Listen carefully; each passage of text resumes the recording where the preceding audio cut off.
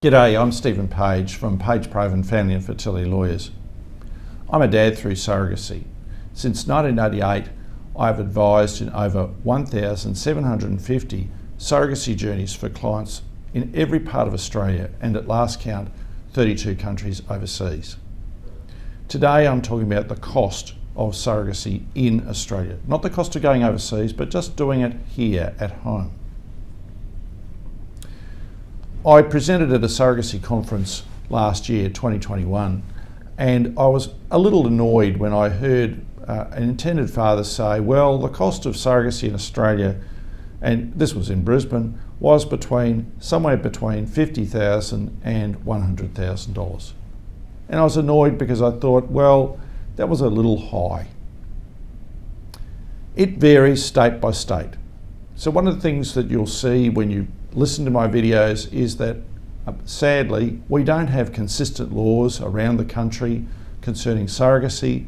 We also don't have consistent laws around the country concerning the regulation of IVF clinics. Every state and territory is different. And what that means in a practical sense is that you have different layers of red tape to go through. That means that the legal costs of going through your surrogacy journey can vary. And there are a number of reasons why that varies. But just be aware it varies state by state. So what I'm going to talk about first is the cost in these places: Queensland, New South Wales, South Australia, Tasmania and the ACT, because they're roughly the same. The process is slightly different, and I'll just talk about how it's different. But if you want to put a number in those places, the number you should be budgeting for is about $70,000. You might be lucky and be able to do your whole journey for as cheap as $40,000. Or you might be unlucky and it might be up the top end about $80,000. I think $100,000 is a bit much. And you immediately say, well, what's that cost? Well, that cost is everything. That's the IVF, that's the counsellors, that's the lawyers. As they used to be said in an ad in Brisbane years ago, what have we got? The lot, that's what. This is the cost of the lot. I've had the experience as a dad going through surrogacy of that delightful moment when you've just had the transfer, and we had 3 of them. And you go out the front of the clinic and the lovely woman sitting at the counter says, that'll be $3,000, Mr. Page. And in a nanosecond, you immediately think, oh my God, do I have that money on my card? Am I above the limit? Have I got that? Oh, that'll take forever to pay. And then you realise, of course, you've got that money. And then you think, what's my PIN number? We're all doing PayWave. You don't ever remember the PIN number. And this happens in a nanosecond. As I said, you ask the question and you immediately respond, oh, sure. But you had that rush go through your head at that moment. I've had that experience. So I hear clinics talk about, well, this is how much it might cost here. I hear advocates talk about, well, here is the cost of this and that. What I focus on is the overall budget, because however it's happening, it's coming out of your pocket. And so that's why I say 40 to 70,000, maybe 80,000. And the reason for the variation is not so much legal. The legal costs in most cases are fairly straightforward. It's not uncommon to spend somewhere between $10,000 and $20,000 in legal costs, and that's the counselling and the lawyers. And the reason for that variation is it depends on where you go. Some lawyers, for example in Sydney, charge more. Some in other places charge less. Costs of counsellors might vary. How many counsellors you have to see might vary. Typically, if you go to South Australia and Tasmania, you'll see 1 counsellor. If you go to Sydney, if you're in New South Wales, you'll have 3. But according to one clinic, you'll have 4. And that's because at the beginning of the process in New South Wales, you must have a counsellor before you sign your surrogacy arrangement. You must have a counsellor after the surrogacy, after your child has been born. This is called an independent assessment report. It's to tell the Supreme Court of New South Wales that everything is great for your baby. And then there must be relinquishment counselling for the surrogate and her partner. That's potentially 3 counsellors in New South Wales. Typically we'd make it 2, but at least one of the clinics insists on there being another separate internal counsellor, so you can have 3 or 4. In Queensland, the practice is typically 2 to comply with our Surrogacy Act, namely one before and one after, the one after writing a surrogacy guidance report. Those reports are normally not required in anywhere other than Queensland or New South Wales. The ACT, typically you'll have 1 counsellor beforehand. So why is there a discrepancy about cost? Well, it really comes down to how you fund IVF and how many rounds of IVF you do. It is possible to have Medicare rebate for IVF if you have infertility, and that's a topic for another video. It is possible to have Medicare rebate for IVF through surrogacy if you have infertility. However, you must have infertility first, so that's a topic for another video, and federal government regulations make it quite plain that if surrogacy is being engaged in, then there can't be any Medicare rebate. The result is that different clinics take different views about whether Medicare rebate can be claimed, and this can have a marked difference in the cost for you. The other difference is how many rounds of IVF you have to do. If you only have to do 1, hooray, the cost is considerably cheaper. If you don't have a subsidy from the taxpayer in the form of Medicare, then you'll be out of pocket, say $17,000 a cycle. Do 3 of those and your cost suddenly blows out. If you only have to do 1, you save a lot of money. Victoria and Western Australia are special cases. The cost in Victoria is higher and Western Australia is even higher again. Northern Territory, we don't need to discuss about surrogacy yet because surrogacy in effect cannot occur there through their IVF clinic because there are no laws in the Northern Territory concerning surrogacy, and as a result the only IVF clinic there won't touch it. Fair enough too, I think. So why is Victoria higher than New South Wales, for example?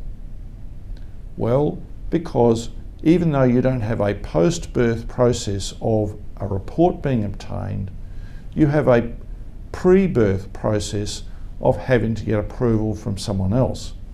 So not only do you pay for the counsellor and the lawyer and the doctor and the lawyer for the other side, but lo and behold, you also have to get regulatory approval. And this is from a state regulator called the Patient Review Panel. Applications to the Patient Review Panel are typically made by IVF clinics. I make sure that all my paperwork is done. I've never had to go to the Patient Review Panel to get approval. My matters have gone through smoothly every time. That cuts down cost. The Patient Review Panel, however, has insisted in the past that there is a minimum of 2 counsellors, namely a counsellor through the clinic and secondly an independent counsellor with reports from both. The Patient Review Panel also requires long written detailed advice or outlines of advice, because they say we're not actually after the advice, from each of the lawyers. So suddenly lawyers are having to write long letters which they charge you for so that you can get Patient Review Panel approval. In addition, the Patient Review Panel in some cases has been very difficult.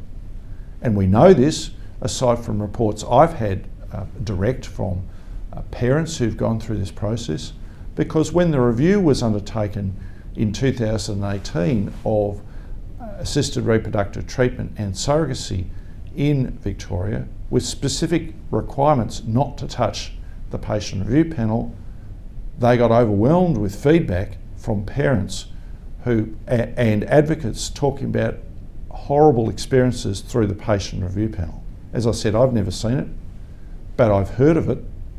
And one of the cases I've heard of was where the patient review panel was insistent that there be a hearing, so a formal hearing.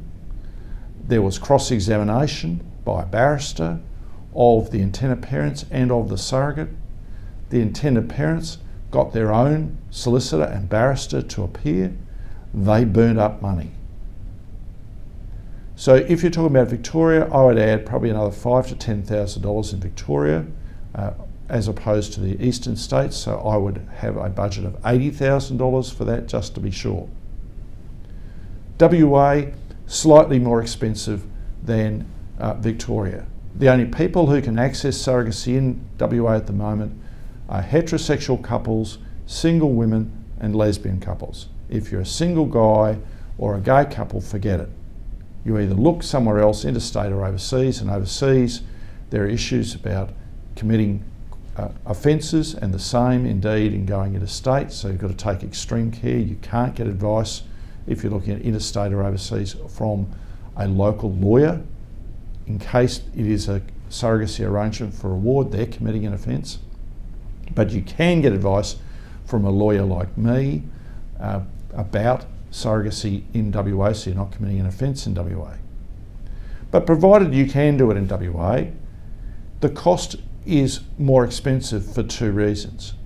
First, WA is the only place in the world that requires any donor of genetic material, so a sperm donor or egg donor, to be a party to the agreement. So nowhere else in the world requires that, only WA. And if they're going to be a party to the agreement, you know what's coming next. They've got to take part in the counselling of some kind, and they've got to have their own lawyers. So first things you're dealing with is at the beginning of the process, you're not just funding two lawyers, namely a lawyer for the intended parents and the lawyer for the surrogates, but you're also paying for the lawyer for the donor. So there's an extra lawyer thrown in. Extra counselling has to be paid for, although it's typically in WA one counsellor at the beginning. But the second requirement is that you have to get approval from the state regulator, the Reproductive Technology Council of WA. This has a cooling off period under the legislation, so you've got to put your application in and there is a minimum 3-month cooling off period. I've been told by parents who tried to go through this process, it can be up to 6 months. So you've got that opportunity loss, but that's not a direct cost. The direct cost is that you must make sure that the application is compliant. I've received a reliable report that one of the IVF clinics in WA charges $10,000 to put together that application for the approval. So that's not the legal advice, but that's the clinic saying it's compliant and also the counselling being obtained. $10,000. So in WA, I'd say it's slightly more expensive than anywhere else. I'd budget $85,000 to $90,000. So if you're on most of the East Coast and you're doing surrogacy, ballpark figure 70,000. If you're in Victoria, ballpark figure 80,000. And if you're in WA, ballpark figure 90,000. Thank you.